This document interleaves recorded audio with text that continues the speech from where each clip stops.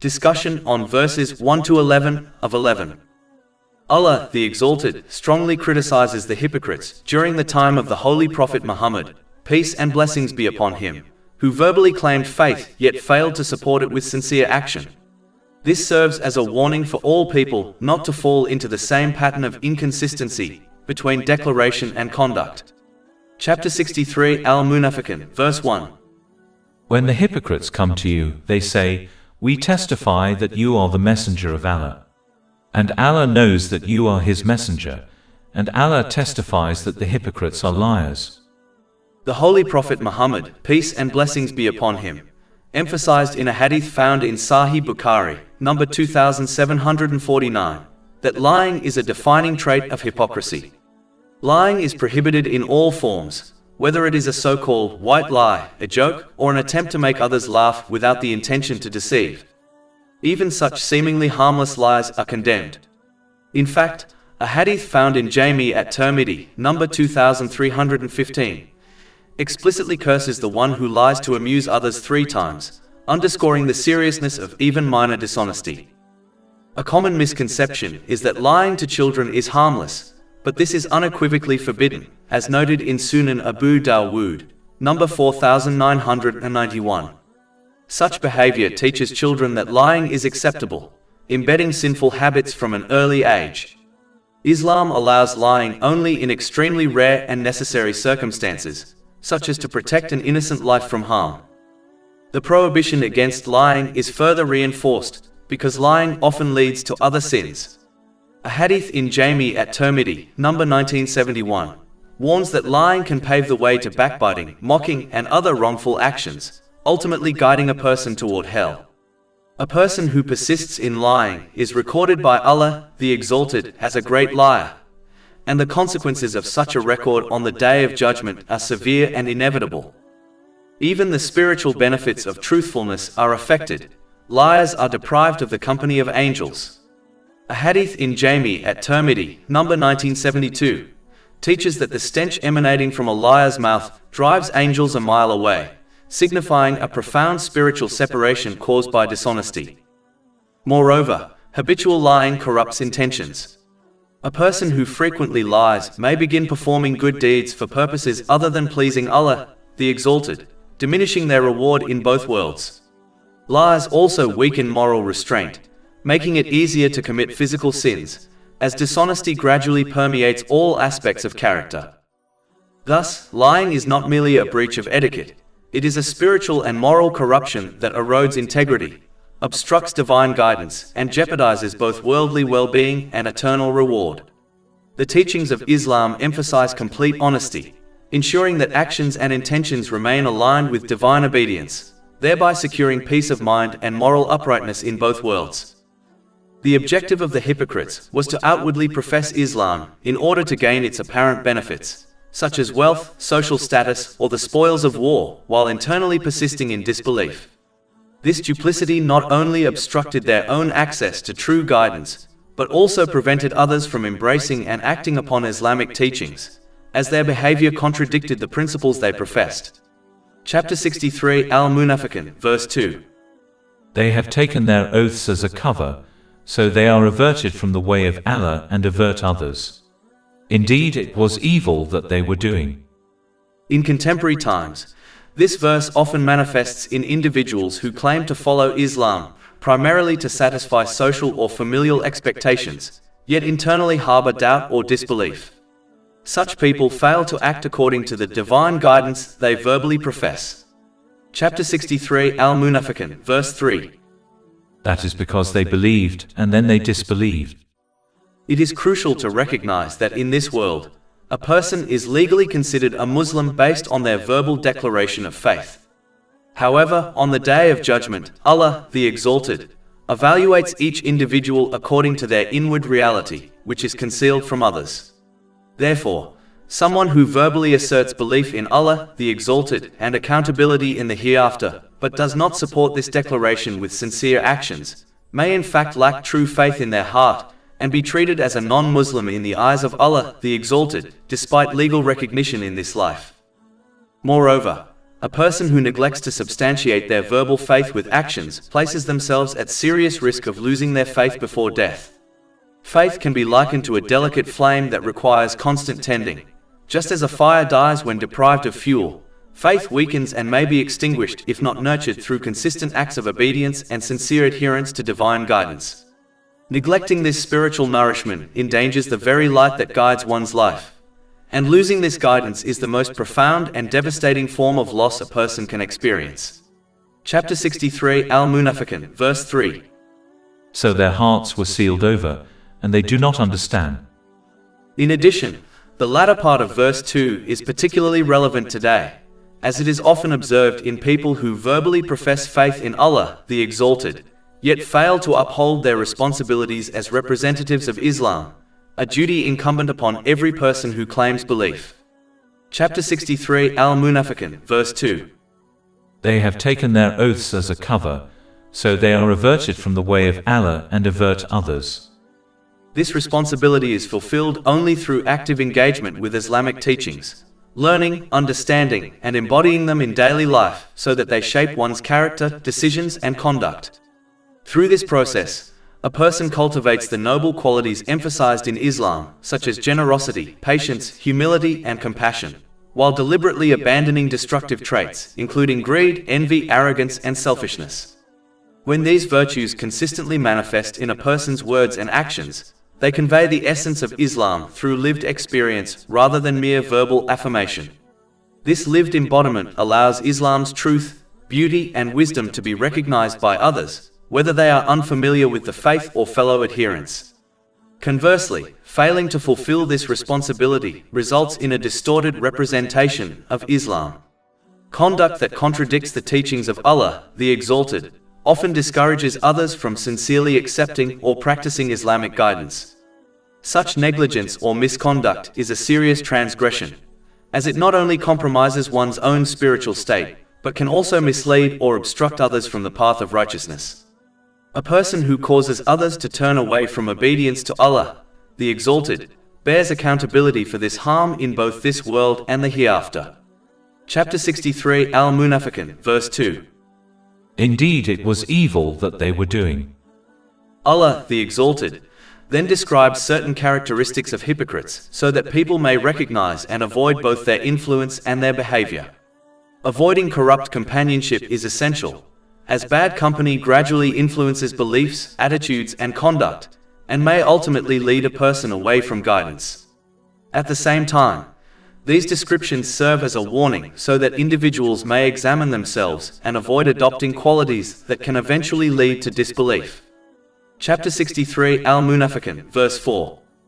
And when you see them, their outward appearance pleases you. This verse highlights that hypocrites often place extraordinary effort into perfecting their outward image. They carefully cultivate physical appearance, social reputation, financial display, and public presentation. This may manifest through luxurious clothing, impressive homes, expensive vehicles, or an image of success and influence.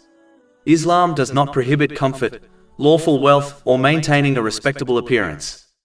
Living well within lawful means is acceptable provided extravagance, arrogance, and wastefulness are avoided. However, the criticism in this verse concerns intention. The hypocrite's goal is not moderation or gratitude for blessings, but admiration and recognition from others. Their outward refinement becomes a tool to win praise, dominate social gatherings, and position themselves as figures of influence or authority.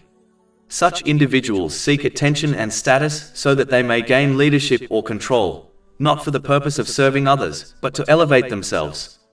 Their carefully constructed public image becomes a means of manipulation, allowing them to gain trust and popularity despite inner insincerity. This pattern is frequently observed in public life, particularly among certain political figures, where outward presentation, charm, and perceived success become decisive factors in gaining public support rather than sincerity, integrity, or moral character.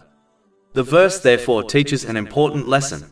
Outward attractiveness, eloquence, or social success should never be mistaken for righteousness or sincerity. True value in Islam lies in inner honesty, humility, and obedience to Allah, the Exalted, rather than appearances designed to impress society. By recognizing this characteristic, a person protects themselves from being misled by superficial displays and avoids developing similar traits within their own character. Another characteristic of hypocrisy, closely connected to outward appearance, relates to the manner in which such individuals speak. Chapter 63 Al-Munafiqun, verse 4. And if they speak, you listen to their speech. This verse indicates that hypocrites often possess impressive communication skills. Their speech appears persuasive, refined, and appealing, causing people to listen attentively and admire their words. However, the danger lies not in eloquence itself, but in the insincerity behind it. Such individuals carefully shape their speech to please whichever audience they face. Their objective is not truth or moral guidance, but approval and popularity. They may express agreement with one group, while privately supporting the opposite view among another audience. In doing so, they contradict their own statements and actions, adapting their positions according to what brings the greatest personal benefit or acceptance. This behavior transforms speech into a tool of manipulation, rather than a means of conveying truth. Principles are sacrificed for applause, and consistency is abandoned for influence. Words become detached from genuine belief, revealing a gap between outward expression and inner conviction, a defining trait of hypocrisy. A similar pattern can often be observed in modern public culture, particularly among most celebrities or influential public figures. They deliberately modify their opinions to align with prevailing social trends, publicly supporting whichever viewpoint is most popular at a given moment. The aim is not sincere advocacy, but the attraction of followers, public approval, and increased influence. Popular opinion becomes their moral compass rather than truth or principled conviction. Through this description, Allah the Exalted warns that eloquent speech and widespread popularity should not automatically be equated with sincerity or righteousness. A person guided by Islamic teachings strives for honesty and consistency, speaking truthfully regardless of changing social pressures. True integrity lies in aligning speech with belief and action, even when doing so does not attract admiration or public approval. Allah, the Exalted, further exposes the reality of hypocrisy through a powerful example. Chapter 63 Al-Munafiqun, verse 4. They are as if they were pieces of wood propped up. This vivid comparison illustrates that hypocrites outwardly appear to be supporters of noble causes, righteous movements, or beneficial social efforts. Just as a piece of wood may seem to strengthen or support a wall when placed against it, these individuals present themselves as pillars of support for truth and righteousness. To observers, they appear committed, dependable, and aligned with virtuous goals. However, the reality is the opposite. The wood leaning against a wall does not strengthen the wall. Rather, it depends entirely upon the wall for its own support. Similarly, hypocrites do not genuinely support the causes they publicly associate themselves with. Instead, those causes become tools through which they pursue personal objectives such as public admiration, popularity, authority, or social influence. Their attachment to good causes is therefore superficial and conditional. They remain connected only so long as association brings recognition or benefit. When sacrifice, sincerity, or moral courage is required, their lack of genuine commitment becomes evident. The cause itself sustains their reputation, while their inner intention remains focused on pleasing people rather than seeking the pleasure of Allah, the Exalted. This example also highlights spiritual emptiness. A propped piece of wood lacks life, strength, and independent stability. In the same way, hypocrites lack inner conviction and moral firmness. Their identity relies entirely on external validation, public opinion, and social acceptance. Without these supports, their position quickly collapses. Through this analogy, Allah, the Exalted, warns people not to judge sincerity merely by outward association with good works or public causes. True sincerity is demonstrated when actions are motivated by devotion to Allah, the Exalted, and remain consistent regardless of praise or criticism. The believer therefore strives to ensure that righteous causes are supported out of genuine faith and moral responsibility, not used as instruments for personal elevation or worldly recognition. Allah, the Exalted, continues describing the inner condition of hypocrites. Chapter 63 Al-Munafiqun, verse 4. They think that every shout is against them. Because their words and actions are founded upon insincerity, hypocrisy produces constant inner fear. Such individuals live with the anxiety of being exposed, embarrassed, criticized, or abandoned by the very people whose approval they desperately seek. Since their public image is carefully constructed rather than genuinely earned, they remain continually worried that any criticism, rumor, or public reaction may reveal their true intentions. This state creates a profound psychological burden. Although they may outwardly appear successful, influential, or prosperous, inwardly they experience insecurity, stress, and emotional instability. True peace of mind remains absent, regardless of how much wealth, fame, or authority they accumulate. Their fear is not imaginary. It stems from the contradiction between their outward display and inner reality. Their condition is further worsened by the persistent misuse of the blessings granted by Allah, the Exalted. Wealth, influence, intelligence, relationships, and opportunity are meant to bring balance and gratitude when used correctly. However, when these blessings are used for self-promotion, deception, or worldly dominance, they instead become sources of pressure and distress. As a result, such individuals fail to achieve a balanced mental and physical state, and gradually misplace priorities within their lives.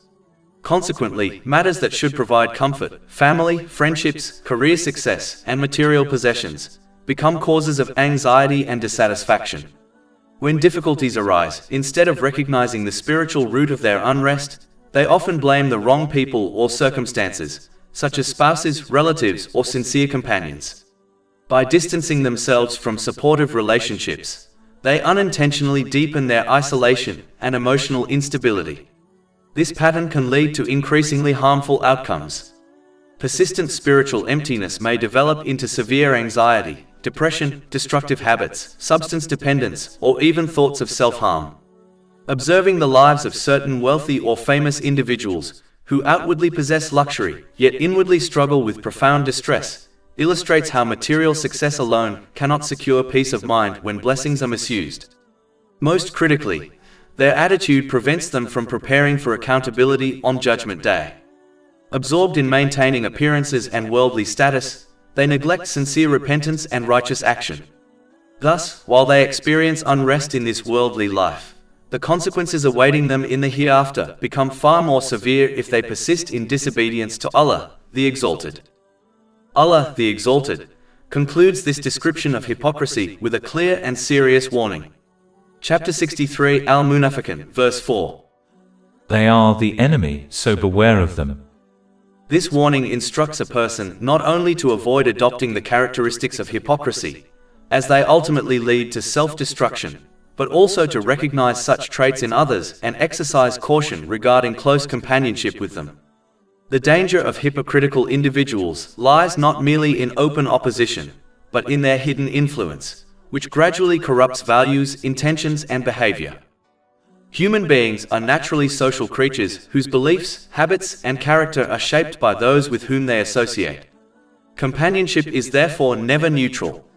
Its influence may appear immediately or develop subtly over time, yet it inevitably transforms a person's outlook and conduct.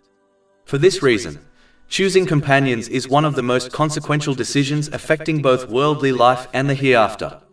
The Holy Prophet Muhammad, peace and blessings be upon him, emphasized this reality in a hadith recorded in Sunan Abu Dawood, number 4833.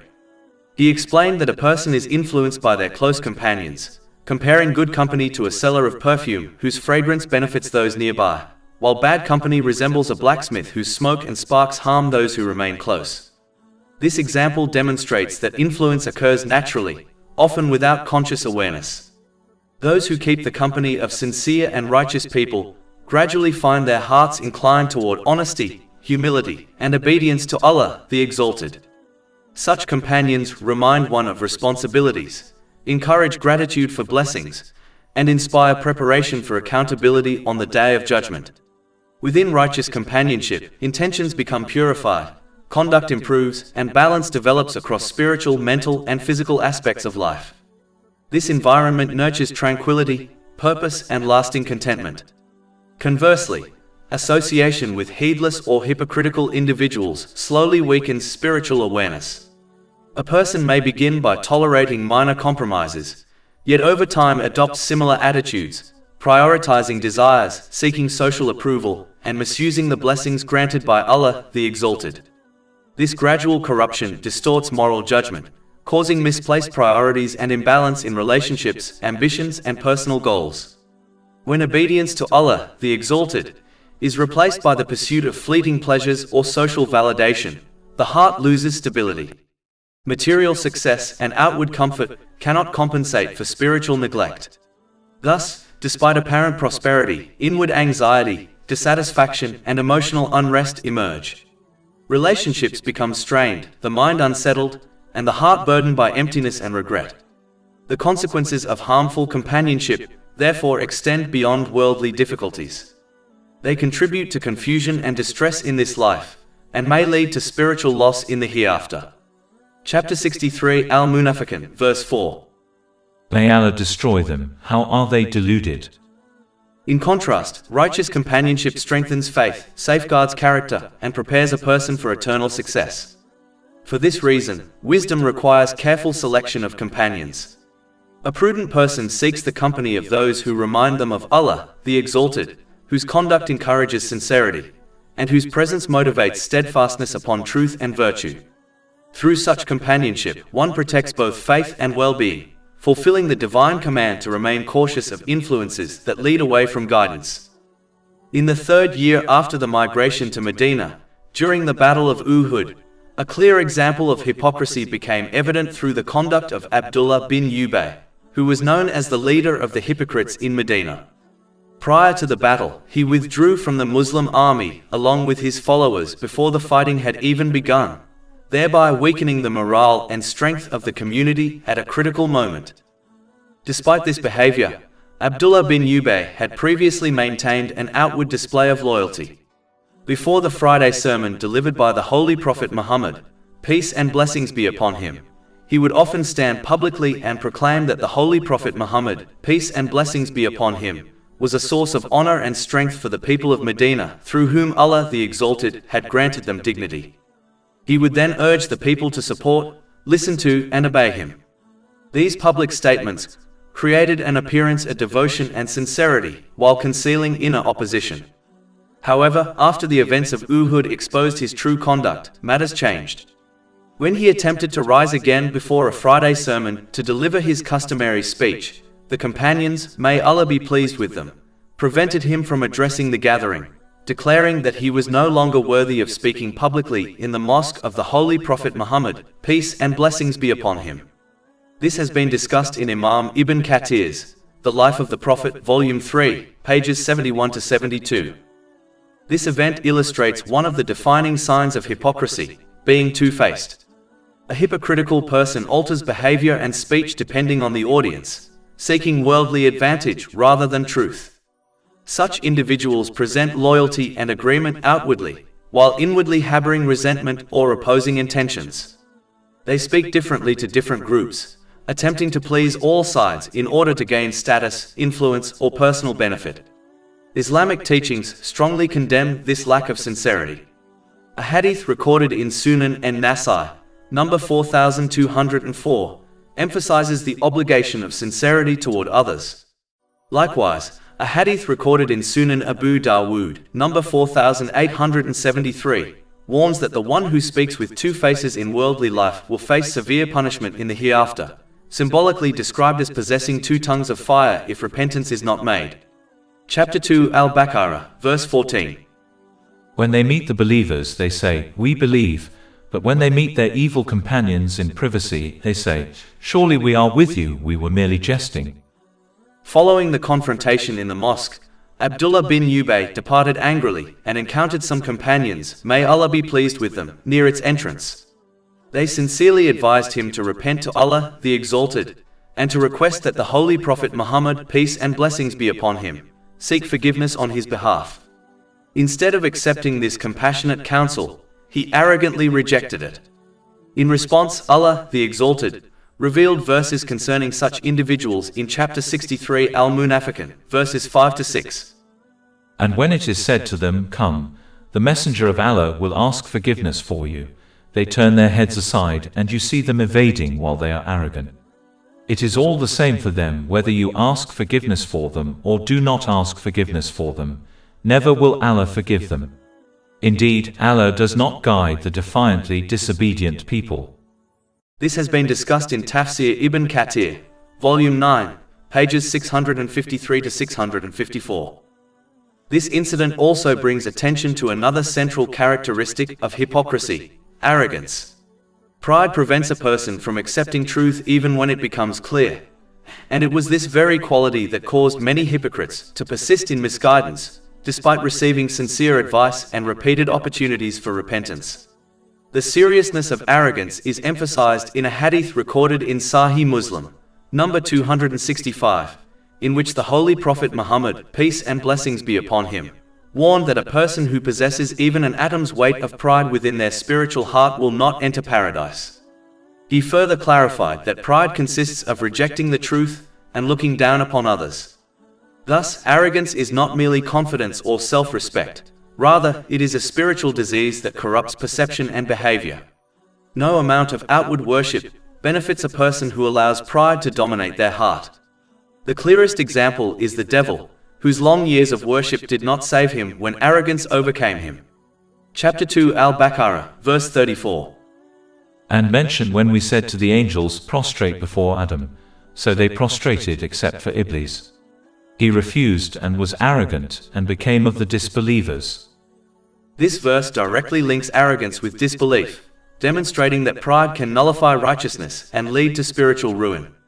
The arrogant person rejects truth not because it lacks evidence, but because accepting it would challenge personal desires, status, or self-image. Truth becomes unacceptable simply because it originates from another person. Such an individual may assume superiority over others based on wealth, knowledge, lineage, influence, or even acts of worship. Yet a person remains unaware of their true standing before Allah, the Exalted. Someone admired publicly may be spiritually distant from divine mercy, while another who is looked down upon may be beloved to Allah, the Exalted. Furthermore, no one knows their final state. The one who is despised today may die upon sincerity, while the proud individual may end life in misguidance. In reality, pride is irrational because everything a person possesses originates from Allah, the Exalted. Wealth, intelligence, strength, opportunity, and even righteous deeds exist only through divine permission and assistance. Every good action is performed through the knowledge, ability, and inspiration granted by Allah, the Exalted. Therefore, taking pride in such blessings resembles a person boasting about ownership of a mansion they neither built nor possess. For this reason, true greatness and pride belong solely to Allah, the Exalted, the Creator and absolute owner of all things.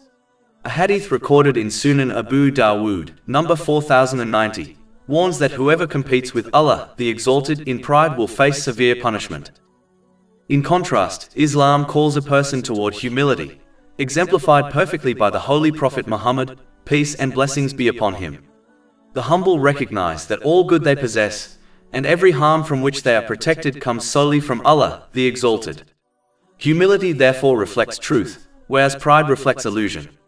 A person should not assume that humility leads to weakness or disgrace. History demonstrates that the most honored individuals are those who humbled themselves before Allah, the Exalted. The Holy Prophet Muhammad, peace and blessings be upon him, guaranteed elevation in status for the one who adopts humility for the sake of Allah, the Exalted, as recorded in Jami at Tirmidhi, number 2029. A humble person accepts truth regardless of who conveys it, recognizing that all truth ultimately comes from Allah, the Exalted. Instead of looking down upon others, such a person views people with mercy and compassion, supporting this attitude through sincere action while hoping to receive divine mercy in return. This principle is reflected in a hadith recorded in Sahih Bukhari, number 7376, which indicates that a person is treated by Allah, the Exalted, according to how they treat others. Thus, humility safeguards faith, purifies intention, and strengthens relationships, whereas pride destroys deeds, corrupts the heart, and distances a person from divine mercy. Avoiding arrogance and cultivating humility, therefore remains essential for spiritual success in both this world and the hereafter. Chapter 63 Al-Munafiqun, verse 6. It is all the same for them whether you ask forgiveness for them or do not ask forgiveness for them. Never will Allah forgive them. Indeed, Allah does not guide the defiantly disobedient people. In general, this also warns that the supplications of others will not benefit a person who persists in disobeying Allah, the Exalted, by misusing the blessings granted to them. This principle protects a person from falling into false hope and wishful thinking, whereby someone continues in wrongdoing, while assuming that the prayers or intercession of others will guarantee their safety and success in this world and the next. Such thinking leads a person to neglect personal accountability. A person may rely upon the status of righteous individuals, scholars, or loved ones, imagining that their supplications alone will secure salvation, while they themselves make no sincere effort to reform their conduct. In reality, divine justice requires sincerity, repentance, and personal striving alongside hope in mercy. Although intercession is a confirmed reality established in the Holy Quran and the Hadith, it is never a license to persist in sin. Intercession occurs only by the permission of Allah, the Exalted, and is granted to those who maintain faith and did not deliberately persist in arrogance and disobedience. Therefore, mocking this warning by continuing harmful behavior while depending upon intercession is itself a dangerous deception. A wise person understands that supplications from others are a mercy and support, not a replacement for obedience. True safety lies in correcting one's actions, showing gratitude for divine blessings, and striving to use those blessings in ways pleasing to Allah, the Exalted. Only then does hope in mercy and intercession become meaningful rather than an illusion born from negligence. In the 6th year after the Holy Prophet Muhammad, peace and blessings be upon him, migrated to Medina, he dispatched an expedition. When the companions, may Allah be pleased with them, were returning, a dispute arose at a well where a group sought to quench their thirst. 2 companions, one from Medina and one from Mecca, may Allah be pleased with them, became involved in a minor quarrel. This prompted calls for support from their respective groups, threatening to escalate the situation. The Holy Prophet Muhammad, peace and blessings be upon him, intervened and warned against tribal behavior, after which the matter was peacefully resolved. However, Abdullah bin Ubay, the leader of the hypocrites, seized the opportunity to sow further discord. He claimed that the migrants from Mecca were causing trouble, and criticized the other hypocrites for allowing them to settle in Medina. A child, Zayd bin Arqam, may Allah be pleased with him, overheard these words and reported them to the Holy Prophet Muhammad, peace and blessings be upon him. When Abdullah bin Ubay was summoned, he swore he had not spoken those words. No further action was taken by the Holy Prophet Muhammad, peace and blessings be upon him. In response to these events, Allah, the Exalted, revealed chapter 63 Al-Munafiqun, verses 7 to 8. They are the ones who say, "Do not spend on those who are with the Messenger of Allah until they disband. And to Allah belong the depositories of the heavens and the earth, but the hypocrites do not understand. They say, if we return to Al-Madinah, the more honored for power will surely expel therefrom the more humble. And to Allah belongs all honor, and to His Messenger and to the believers, but the hypocrites do not know." The Holy Prophet Muhammad, peace and blessings be upon him, comforted Zayd bin Arqam, may Allah be pleased with him, by taking his ear and saying that this was the one who devoted his ear to Allah, the Exalted.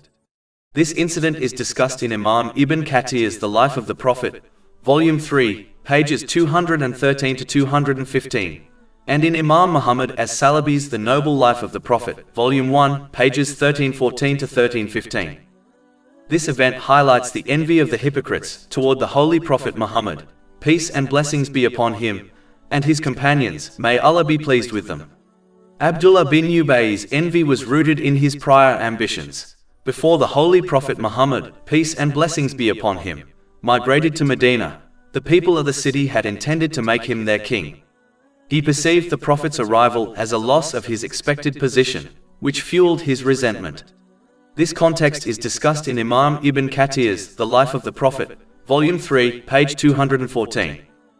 Envy is a major sin in Islam, as it reflects a challenge to the divine choice of Allah, the Exalted. The envier behaves as though Allah made a mistake by granting a blessing to someone else. Acting on envy through words or deeds destroys one's own good deeds, as warned in a hadith found in Sunan Ibn Majah, number 4210. Lawful envy is distinguished from sinful envy. It involves desiring a similar blessing for oneself without wishing harm or loss to the person who possesses it. Lawful envy is praiseworthy in religious matters, such as wishing to emulate someone's knowledge and righteous deeds, and blameworthy in worldly matters, such as coveting wealth. The Holy Prophet Muhammad, peace and blessings be upon him, clarified these examples in a hadith found in Sahih Muslim, number 1896. A person must avoid envy by understanding that Allah, the Exalted, grants each individual what is best for them. Chapter 2 Al-Baqarah, verse 216. But perhaps you hate a thing and it is good for you, and perhaps you love a thing and it is bad for you. And Allah knows while you know not. Instead of envying others, one should focus on using the blessings they have been granted in ways pleasing to Allah, the Exalted, as outlined in the Holy Quran and the traditions of the Holy Prophet Muhammad, peace and blessings be upon him. Doing so leads to further blessings, peace of mind, a balanced mental and physical state, and proper placement of everything and everyone within one's life. Chapter 14 Ibrahim, verse 7. If you are grateful, I will surely increase you in favor. Envy, however, causes a person to misuse their blessings, resulting in imbalance, misplaced priorities, and unpreparedness for accountability on the Day of Judgment. It leads to stress, trouble, and difficulties in both worlds, even if one enjoys worldly comforts. The person who is envied must respond with patience, restraining speech and actions, and maintaining sincere obedience to Allah, the Exalted. They should use their blessings in ways pleasing to Him, as outlined in the Holy Quran and the traditions of the Holy Prophet Muhammad, peace and blessings be upon him. This approach is a means of seeking refuge with Allah, the Exalted, from the envier. Chapter 113 Al-Falaq, verses 1 and 5. Say, I seek refuge in the Lord of Daybreak, and from the evil of an envier when he envies. Through this divine protection, Allah, the Exalted, safeguards the envied person from harm, even if it is not immediately apparent, for Allah acts according to His infinite knowledge and wisdom, far beyond the limited understanding of humans. Chapter 63 Al-Munafiqun, verse 8. They say, if we return to Al-Madinah, the more honored for power will surely expel therefrom the more humble. This verse and the associated events serve as a warning against the hypocritical tendency to judge honor and success by worldly standards, such as wealth, ethnicity, gender, or social status. If these standards truly reflected value, they would lead to peace of mind, yet clearly they do not. Islam, however, evaluates the status of individuals based on a single, divinely ordained criterion: sincere obedience to Allah, the Exalted. This includes using the blessings one has been granted in ways pleasing to Allah, as outlined in the Holy Quran and the traditions of the Holy Prophet Muhammad, peace and blessings be upon him. Chapter 49 Al-Hujurat, verse 13. Indeed, the most noble of you in the sight of Allah is the most righteous of you. A person must also recognize that intentions are hidden from others, and no one can accurately judge the sincerity of another's actions. Therefore, claims about one's own superiority or the inferiority of others are invalid. Allah, the Exalted, alone knows the intentions, speech, and deeds of all people. Chapter 63 Al-Munafiqun, verse 8. And to Allah belongs all honor, and to His Messenger and to the believers, but the hypocrites do not know. This guidance emphasizes that true honor and worth are spiritual and moral, not based on outward appearances or social hierarchy.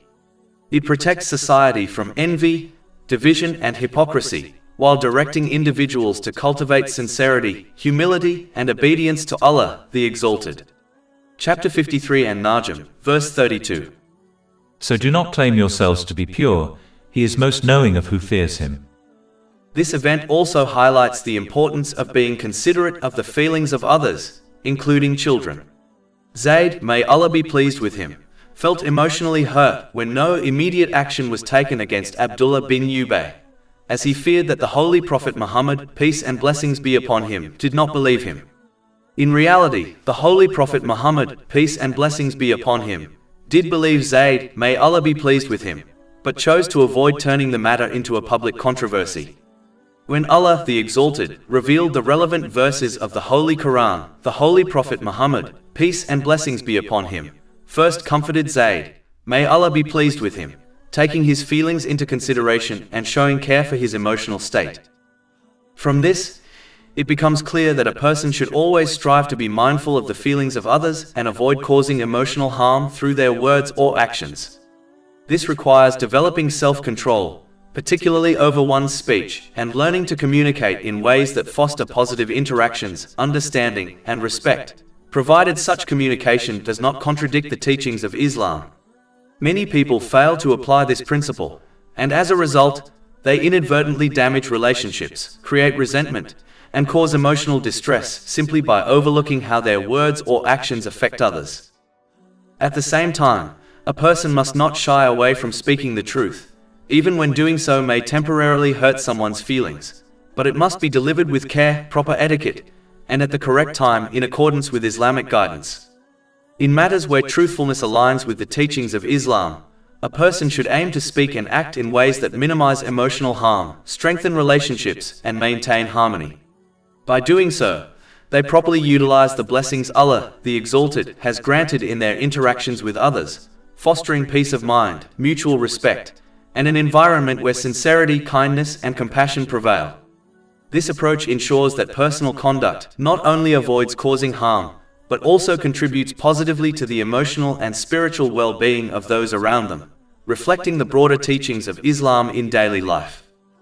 Allah, the Exalted, then warns against two major causes of misguidance that are closely connected to hypocrisy: excessive love for assets and relatives. He specifically calls upon people to demonstrate the sincerity of their declaration of faith in Him, by ensuring that attachment to these things does not prevent obedience to Him.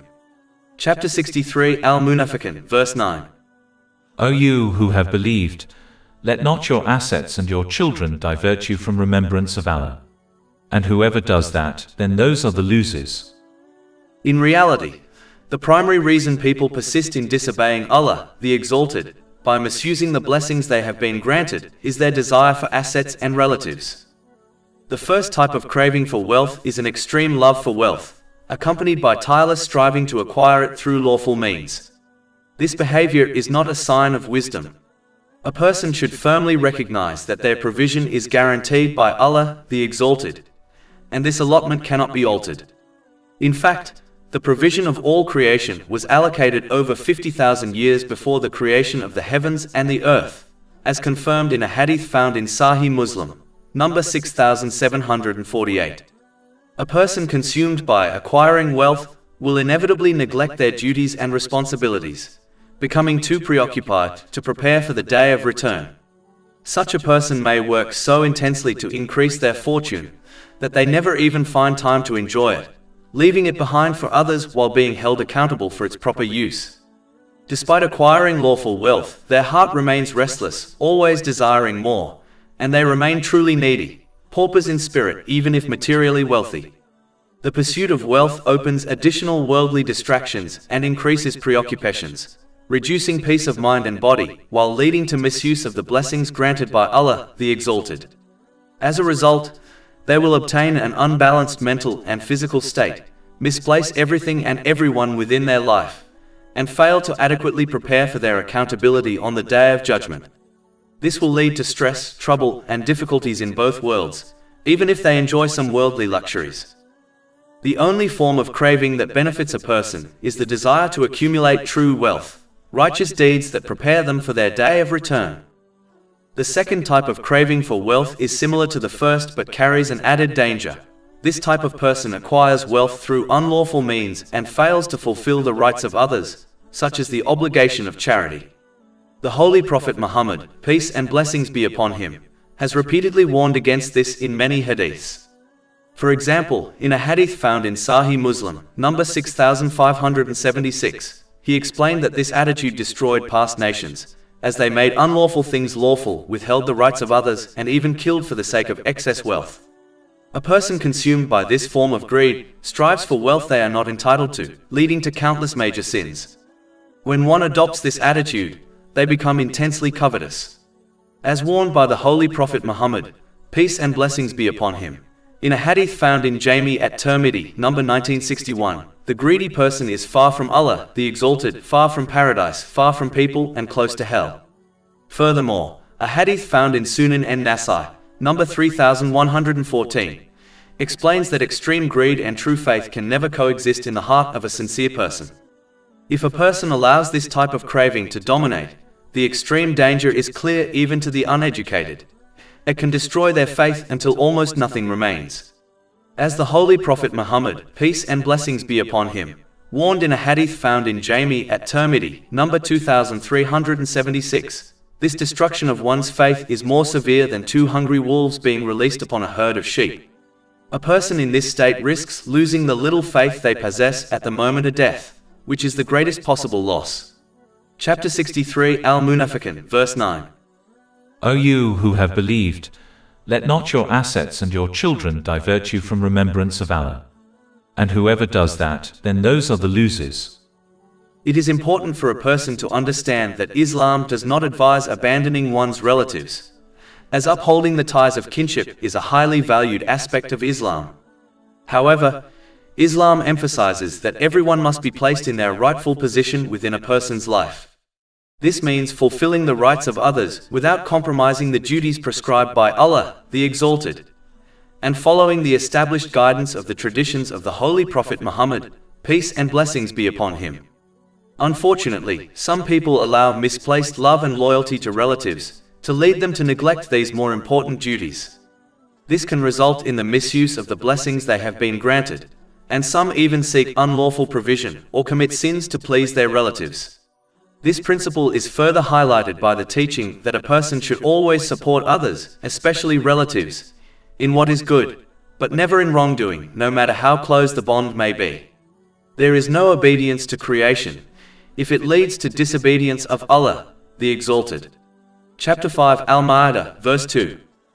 And cooperate in righteousness and piety, but do not cooperate in sin and aggression. This concern is particularly important because relatives often share a deeper connection than friends. If misusing blessings for the sake of relatives leads to loss on Judgment Day, the consequences of misguided relationships with friends could be even more severe. Chapter 25 Al-Furqan, verse 28. Oh, woe to me! I wish I had not taken that one as a friend. And chapter 63 Al-Munafiqun, verse 9. And whoever does that, then those are the losers. The only way people can truly benefit each other in this life or the next is by prioritizing obedience to Allah, the Exalted, which involves using the blessings they have been granted in ways pleasing to Him, as outlined in the Holy Quran and the traditions of the Holy Prophet Muhammad, peace and blessings be upon him. By supporting each other in this ultimate goal, they secure both worldly and spiritual success. Chapter 43 Az-Zukhruf, verse 67. Close friends that day will be enemies to each other except for the righteous.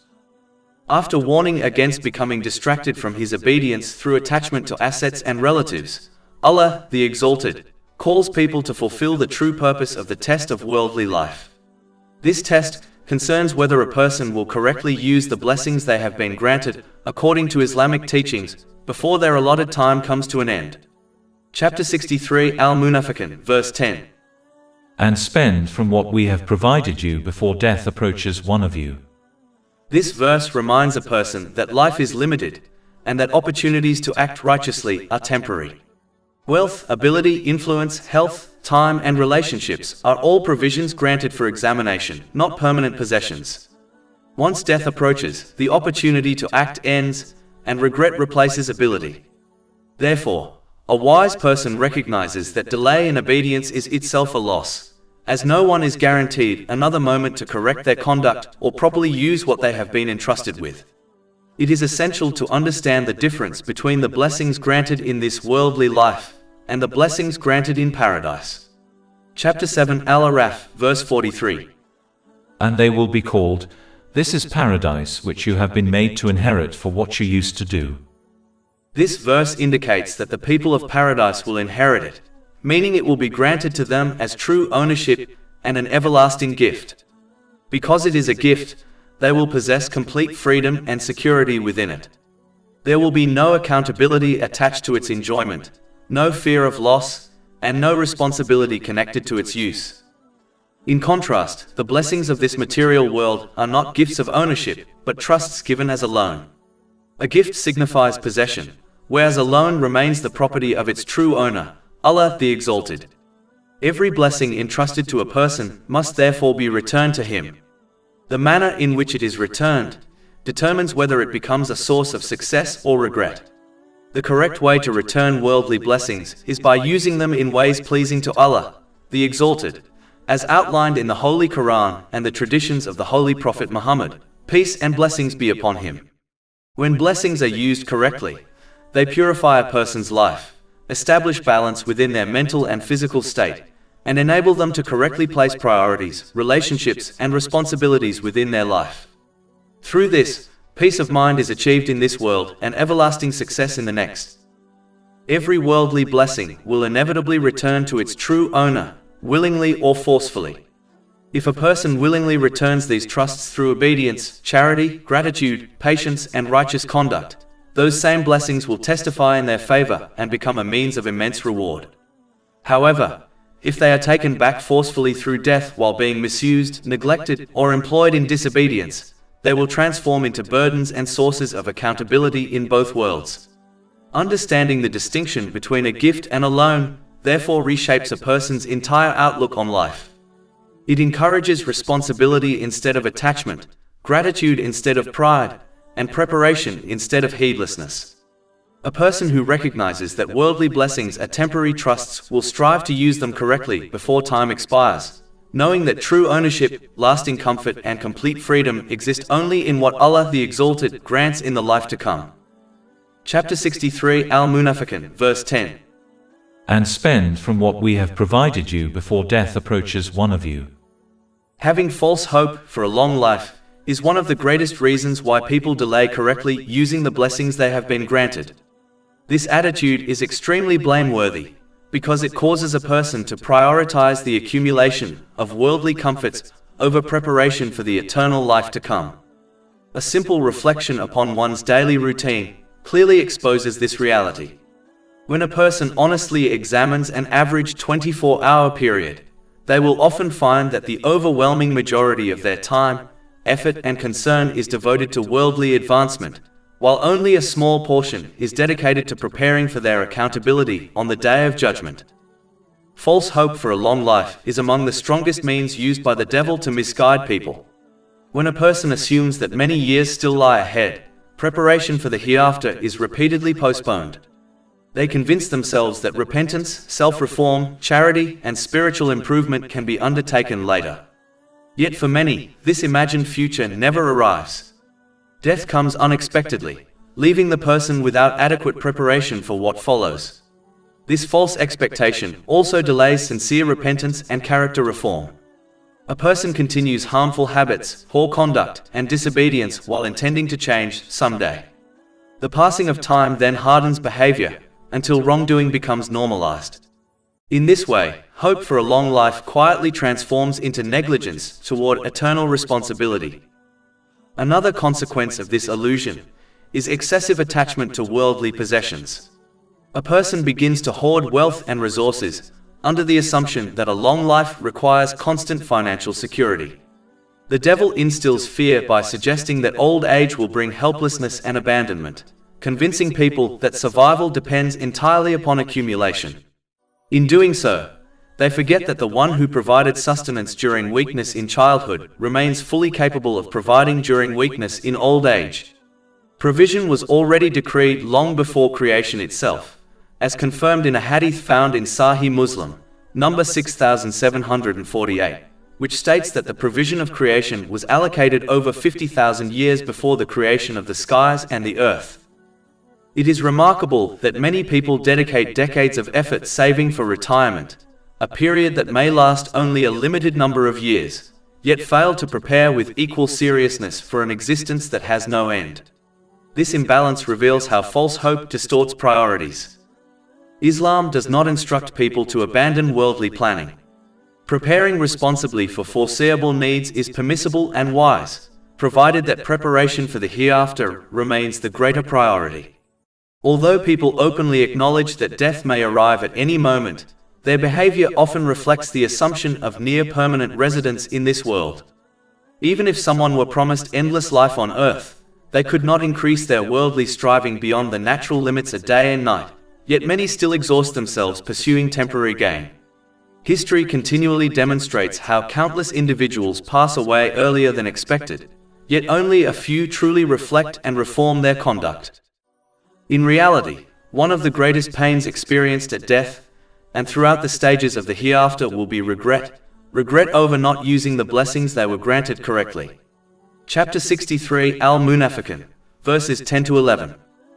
And spend from what we have provided you before death approaches one of you, and he says, My Lord, if only you would delay me for a brief term, so I would give charity and be of the righteous. But never will Allah delay a soul when its time has come. And Allah is aware of what you do. A person would rightly be considered foolish if they invested greater effort into decorating a temporary dwelling while neglecting a residence intended for permanent living. Giving priority to the fleeting material world over the eternal hereafter resembles this very mistake. Therefore, a person should strive for balance by working responsibly for worldly needs, while recognizing that death does not arrive according to personal plans, age, or circumstance. Its arrival is certain, but its timing is unknown. For this reason, preparation for what follows death must always take precedence over preparation for a future in this world that may never be reached. Chapter 63 Al-Munafiqun, verses 10 to 11. And spend from what we have provided you before death approaches one of you, and he says, My Lord, if only you would delay me for a brief term, so I would give charity and be of the righteous. But never will Allah delay a soul when its time has come. And Allah is aware of what you do. A person should understand that regrets can be divided into two distinct categories. The first type consists of regrets connected to worldly matters, such as not marrying, not having children, not achieving certain ambitions, or missing opportunities related to comfort, status, or personal goals. The second type consists of the regrets a person may experience in the grave and on Judgment Day, such as failing to use one's time, wealth, health, knowledge, and abilities in ways that pleased Allah the Exalted. Worldly regrets, regardless of their nature, are never permanent. They eventually come to an end in one of several ways. A person may fulfill the desire they once longed for, their priorities and perspective may change with time, or death itself will bring those concerns to a close. Because of this, such regrets are temporary by nature, as the longest period a person can experience them is limited to the duration of earthly life. Furthermore, although worldly regrets may cause sadness, disappointment, or emotional pain, they do not in themselves result in punishment or torment after death. In addition, all worldly regrets completely disappear for the one who enters paradise through the mercy of Allah, the Exalted, as no sorrow, loss, or disappointment will remain there. In contrast, the regrets connected to the hereafter are far more serious and enduring. The period of existence in the grave and the events of Judgment Day will be far longer than a person's life in this world. These regrets will not cease until a person is granted entry into paradise. And this entry may occur immediately by mercy, after accountability, or after an extremely long period known only to Allah the Exalted. The vast difference between worldly time and the time of the hereafter is indicated in the Holy Quran. Chapter 22 Al-Hajj, verse 47. And indeed, a day with your Lord is like 1,000 years of those which you count. Regrets in that realm are therefore not brief emotional moments, but may accompany accountability, fear, and consequences, whose duration surpasses human imagination. These regrets are significant because they may lead to severe punishment and torment, especially when a person realizes that opportunities for repentance, charity, remembrance, and righteous conduct were repeatedly available but neglected. For this reason, a person should deeply reflect upon the nature of regret and show true kindness toward themselves. Real kindness is not merely fulfilling temporary worldly wishes, but striving to remove the regrets that may arise at the time of death and in the hereafter. Chapter 63 Al-Munafiqun, verses 10 to 11. And spend from what we have provided you before death approaches one of you, and he says, My Lord, If only you would delay me for a brief term, so I would give charity and be of the righteous. But never will Allah delay a soul when its time has come. And Allah is aware of what you do. Priority should therefore be given to preparing for the eternal life, by using present blessings in obedience to Allah, the Exalted, before attempting to resolve the temporary disappointments of worldly life. When a person orders their concerns in this way, worldly matters naturally fall into balance, while the dangers of lasting regret in the hereafter are reduced. Therefore, a person must accept and act upon Islamic teachings for their own benefit, even when these teachings oppose personal desires or inclinations. True wisdom lies in recognizing that immediate comfort is not always what brings lasting well-being. This situation can be compared to a wise and patient individual who follows the guidance of a skilled doctor. Such a patient accepts difficult treatment, bitter medicine, and strict dietary restrictions because they understand that short-term discomfort leads to long-term health and recovery. Through patience and trust in qualified guidance, that person eventually attains physical and mental well-being. In the same manner, the person who accepts and lives according to Islamic teachings moves toward balance, stability, and inner well-being. This is because only Allah, the Exalted, possesses complete knowledge of human nature, including every aspect of a person's mental, emotional, physical, and spiritual condition. He alone fully understands how relationships, desires, responsibilities, and trials should be correctly arranged within a person's life, so that true harmony is achieved. Human society, despite its scientific progress, psychological research, and accumulated experience, possesses limited knowledge.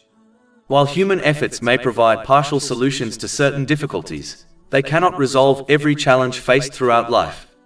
Human systems cannot guarantee protection from anxiety, grief, fear, or hardship, nor can they perfectly guide a person in assigning proper priority to wealth, family, ambition, emotions, and personal desires.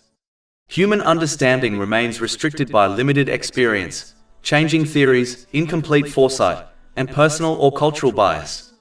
Allah, the Exalted, alone possesses perfect and unrestricted knowledge, and He has granted guidance to humanity through the Holy Quran and the traditions of the Holy Prophet Muhammad, peace and blessings be upon him.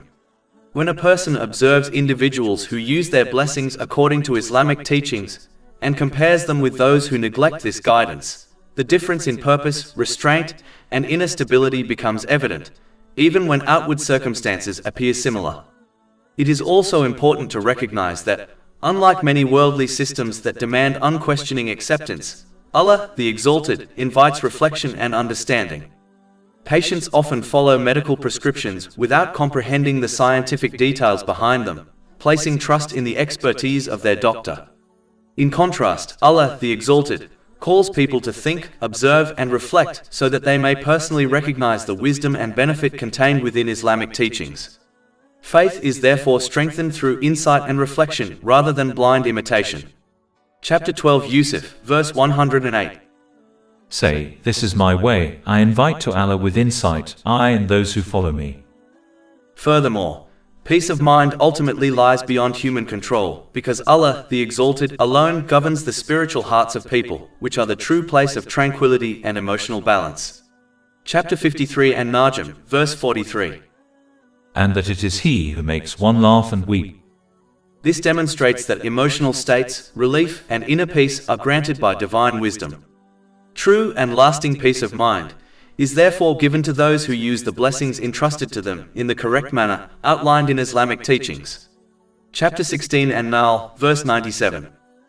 Whoever does righteousness, whether male or female, while he is a believer, we will surely cause him to live a good life, and we will surely give them their reward in the hereafter according to the best of what they used to do.